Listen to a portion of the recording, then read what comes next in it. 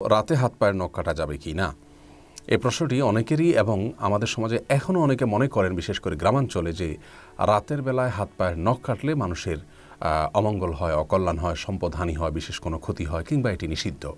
মূলত কোরআন হাদিসের কোথাও রাতের বেলায় হাত পায়ের নখ কাটা কিংবা গোঁফ ছোট করা কিংবা চুল কাটা কিংবা ঘর ঝাড়ু দেওয়া কিংবা খাবার শেষে প্লেট ধুয়ে সে পানি বাহিরে ফেলা ইত্যাদি, অথবা কোনো গাছের পাতা ইত্যাদি ছেঁড়া, ফসল ইত্যাদি ছেঁড়া রাতের বেলায়, এগুলোকে কোরআন হাদিসের কোথাও নিষেধ করা হয়নি। আর কোরআন হাদিসে কোনো কিছুকে নিষিদ্ধ না করা হলে সেটিকে নিষিদ্ধ বা অমঙ্গলের মনে করাটা এটি কুসংস্কার এবং এক ধরনের শিরকি বিশ্বাস, যা থেকে আমাদের বেঁচে থাকতে হবে।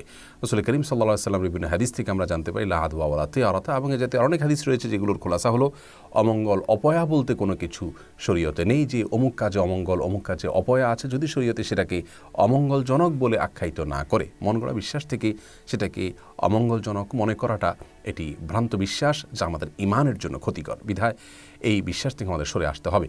অনেক হিন্দুরা মনে করেন, বিভিন্ন ব্লগে আমি দেখেছি যে তাদের ধারণা মতে লক্ষ্মী সন্ধ্যাবেলায় বাসা বাড়িতে বাড়িতে যান তাদের দেবতা, এবং ওই সময় কেউ হাতের নখ কাটলে বা কোনো কিছু পরিষ্কার করলে, ময়লা ইত্যাদি শরীরে এগুলো পরিচ্ছন্ন করতে গেলে, বিশেষ করে হাত পায়ের নখটক ইত্যাদি কাটতে গেলে তিনি রুষ্ট হয়ে যান এবং তাতে সম্পদের ক্ষতি হয়। এটা হিন্দুদের শিরকপূর্ণ বিশ্বাস, যা একজন মুসলিম কোনো অবস্থাতেই ধারণ বা লালন করতে পারেন না।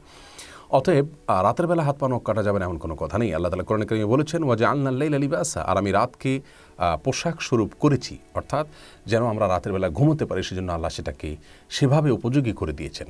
রাতে মৌলিক কাজ হলো একজন মানুষ ঘুমাবে, কিন্তু এর পাশাপাশি ছোটোখাটো অন্যান্য কাজ তিনি অবশ্যই করতে পারেন। কোনো প্রকার নিষেধাজ্ঞা বা ক্ষতি তাতে নেই।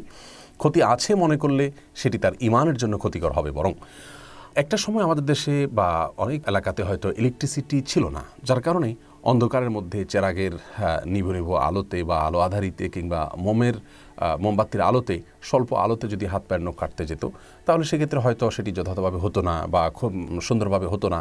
এইসব কারণে যদি তখন মানুষ নিষেধ করে থাকেন, সেটির একটা যৌক্তিকতা ওই সময়ের জন্য হয়তো ছিল, যে ঠিক আছে, অন্ধকারের মধ্যে কাটতে গেলে তুমি হাত কেটে যেতে পারে, বা না দেখে কাটতে গেলে তোমার ক্ষতি হতে পারে। ক্ষতি হতে পারে বলতে কোনো জায়গায় কেটে যেতে পারে বা বাঁকা হতে পারে ইত্যাদি ইত্যাদি। এসব কারণে দিনের আলোতে করা ভালো, এটা সেই দৃষ্টিকোণ থেকে তখন বলে থাকলে ঠিক আছে। এখন যেহেতু সেই সমস্যা নেই, অতএব রাত দিন এখন প্রায় সমান। বিধায় কেউ চাইলে রাতেও কাটতে পারে, কেউ চাইলে দিনেও কাটতে পারে। বাকি রাতে কাটলে ক্ষতি হবে, এই বিশ্বাসটা কোনো সময়ের জন্যই সঠিক নয়, এটি সম্পূর্ণ ভুল ধারণা। অনেকেই বলে থাকেন যে রাতে হাত পায়ের নখ কাটলে চোখের জ্যোতি কমে যায়। আসলে ওই যে আলো আধারিতে বা অল্প আলোতে, যখন ইলেকট্রিসিটি ছিল না, তখন খুব বেশি চোখের উপরে প্রেসার দিয়ে এই সমস্ত করতে গেলে হয়তো চোখের ক্ষতি হবে, এই ধারণা থেকে তারা হয়তো বলেছেন।